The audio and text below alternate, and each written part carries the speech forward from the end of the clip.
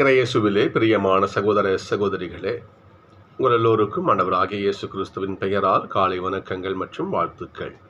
நான் உங்கள் அகஸ்டின் வேதியர். இன்று ஜூன் மாதம் 27ஆம் தேதி 2026ஆம் ஆண்டு. ஆண்டவரின் மடியில் 5 நிமிடங்கள். சகோதர சகோதரிகளே, நல்ல ஒரு பாட்டு ஒன்று உண்டு. கேட்டால் கொடுப்பார் இறையேசு, கேட்போம் பெறுவோம் நிலை வாழ்வு. கேட்டால் கொடுப்பார் இறையேசு, கேட்போம் பெறுவோம் நிலை வாழ்வு என்று ஒரு பாட்டு உண்டு. கேட்டால் கொடுப்பார், நாம் கேட்க வேண்டும். ஒரு தகப்பங்கிட்ட குழந்தை நம்ம தன் தேவையை போல கேட்கும். எப்பா எனக்கு இது கொடுங்கப்பா, இது கொடுங்கன்னு கேட்கும். நீ கேட்கும் பொழுதே தகப்பனுக்கு மகிழ்ச்சியாக இருக்கும்.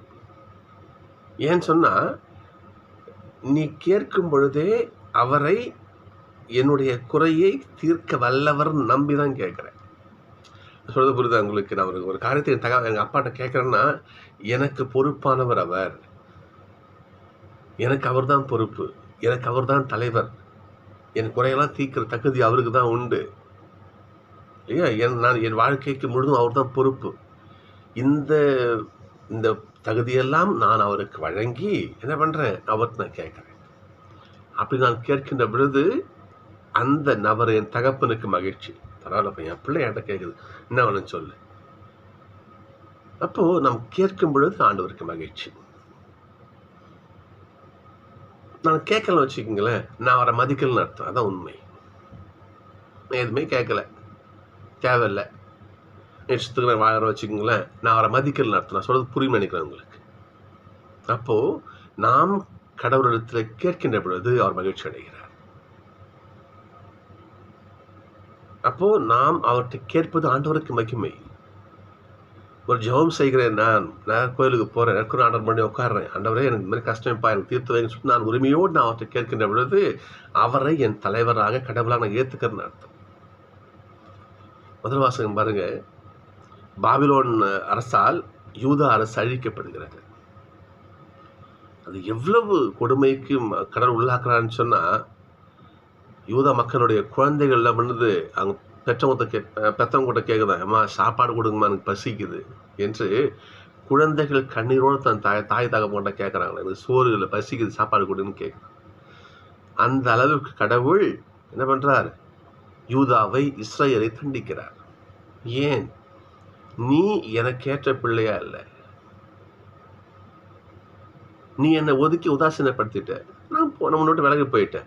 நான் உங்கள்கிட்ட இருந்து விலகி போகின்ற பொழுது இன்னொருத்தன் அழகாக ஒன்று வந்து அடிக்கிறான், அதுக்கு நான் பொறுப்பாளியாக முடியாது. இதை விடுத்து நீ என்னை நம்பி இல்லையா, யாவைதான் ஆண்டவர் என்னை நம்பி நீ கேட்கிறையோ, என்கிட்ட ஜபிக்கிறையோ, அப்பொழுது உனக்கு எல்லாம் நான் கொடுப்பேன்.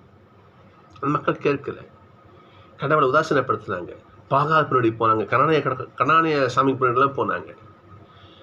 அப்போ கடவுள் என்ன பண்ண, யாவை என்ன பண்ணுறா, ஒதுங்கி போயிடுறார். சரி போ, ஒதுங்கி போயிடுறார். இதற்கு நேர்மாறாக 2ஆம் வாசகம், ரட்சித வாசகம் இன்னைக்கு பாருங்க பாப்பா. இன்னைக்கு ஒரு 100 தலைவன், அவன் இஸ்ரேல் யூதன் கிடையாது, அவன் ஞாபகம் வச்சுக்கணும். நம்ம அவன் ரோமை குடிமகன், ரோமை சேர்ந்த ஒரு ஆள். அவன் ரோமையனுடைய விதி பிரகாரம் அந்த ரோமையனுடைய அரசன் தான் அங்கே அவனுக்கு கடவுள். சீசர்னு சொல்லுவாங்க. ரோமையனுடைய பழக்க வழக்க பிரகாரம் அவங்க அங்கே ஆட்சி பண்ணுற அரசர் தான் அவனுக்கு சாமி. அப்படிப்பட்ட என்ன பண்ணுறாரு, ஏசப்பட்டு வர்றாரு. இயேசுவே, என்னுடைய பையன் என்ன பண்ணுறான், உடம்பு முடியாமல் கிடக்கிறான், அவன் என்ன பண்ணுங்க குணப்படுதுங்கன்னு சொல்கிறேன். ஏசப்பா ஓகே வா, நான் வரேன், வாங்க போகலாம் கூப்பிட்றேன். ஐயோ, இன்னும் அவருடைய விசுவாசத்தை பாருங்கள். இயேசுவே, நீங்கள் என் வீட்டில் கால் எடுத்து வைக்கலாமா?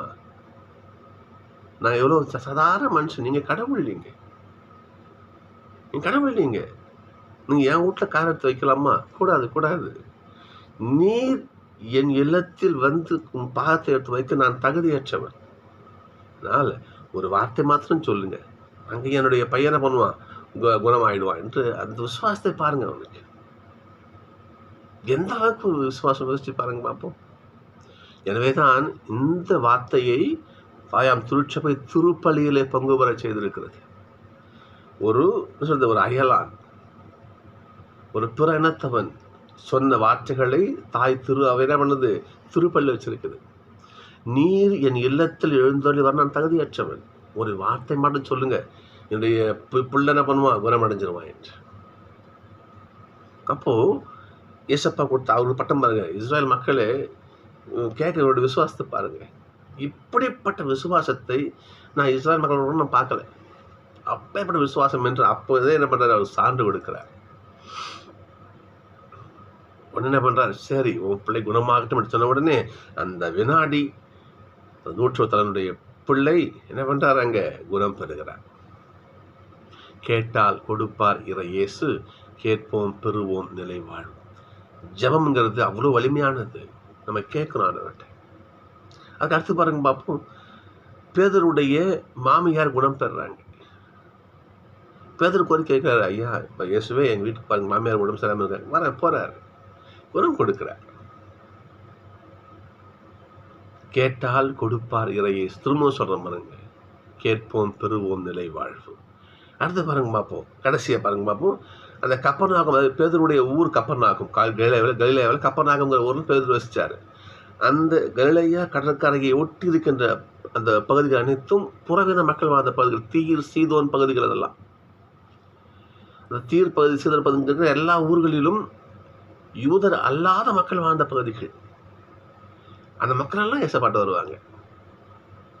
வந்து என்ன பண்ணுவாங்க, அவருடைய தெய்வம் வேற, நாம வச்சுக்கணும், அவர் தெய்வம் வேற இருந்தும் ஆண்டவரை ஏற்றுக்கொண்டு விசுவசித்து வருவாங்க. பாருங்க பார்ப்போம், அந்த இடத்துல பேய் பிடித்த பலர் என்ன பண்ணார், அவர் ஏசப்பா குணம் கொடுக்கிறார். அவர் ஒரு வார்த்தை சொல்ல அசுத்த ஆய்வுகள் எல்லாம் ஓடி போயின. நோயாளிகள்லாம் வராங்க, எல்லாரும் குணம் கொடுக்கிறார். எல்லாம் கஷ்டம் ஏசப்பா என்ன பண்றாரு, போய் தன்னை தேடி தங்கிட்ட வந்து யாரு கேட்கிறாங்களோ அனைவருக்கும் என்ன பண்றாரு, அனைத்தையும் ஏசப்பா செஞ்சு கொடுக்கிறார். யோசிச்சு பாருங்க பார்ப்போம், இப்போ நம்ம ஆண்டவர்கிட்ட கேட்கறது, ஜபிக்கிறது எவ்வளவு வலிமையானது பாருங்க. அழகா சொல்லுவாங்க இல்லையா, ஜபமே ஜெயம்னு சொல்லுவாங்க.